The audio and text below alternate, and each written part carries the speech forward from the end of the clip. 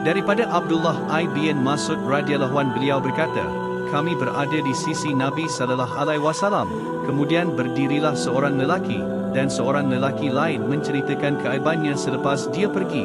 Berkata Nabi sallallahu alaihi wasallam, keluarkanlah ia baki-baki makanan dari celah-celah gigimu. Kemudian dia berkata, apa yang perlu aku keluarkan? Aku tidak makan apa-apa daging. Baginda berkata, sesungguhnya engkau telah memakan daging saudaramu. Hadis riwayat Tabarani nombor 13145, status hadis sahih.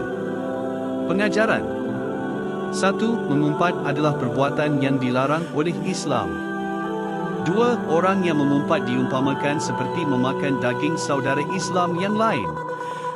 Firman Allah, wahai orang-orang yang beriman, jauhilah kebanyakan dari sangkaan, supaya kamu tidak menyangka sangkaan yang dilarang, kerana sesungguhnya sebahagian dari sangkaan itu adalah dosa, dan janganlah kamu mengintip atau mencari-cari kesalahan dan keaiban orang, dan janganlah setengah kamu mengumpat setengahnya yang lain.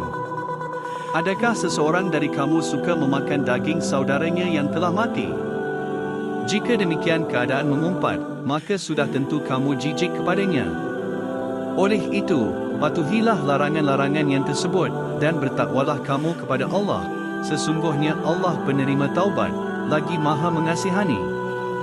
Al-Hujurat 12. 3. Ibn Kathir dalam menafsirkan ayat ini menyatakan, mengumpat adalah haram secara ijma, dan tidak dikecualikan suatu apapun dari itu melainkan terdapat maslahah, kebaikan, pada mengumpat lebih kuat daripada mafsadahnya.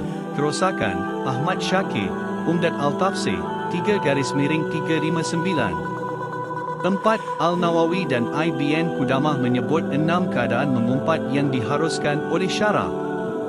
A. Membuat aduan mengenai kezaliman kepada pihak berkuasa atau hakim agar kezaliman dapat dibanteras dan diadili.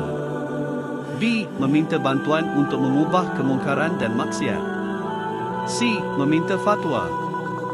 D. Memberikan peringatan kepada orang lain terhadap kejahatan seseorang agar setiap orang terhindar daripada kejahatannya.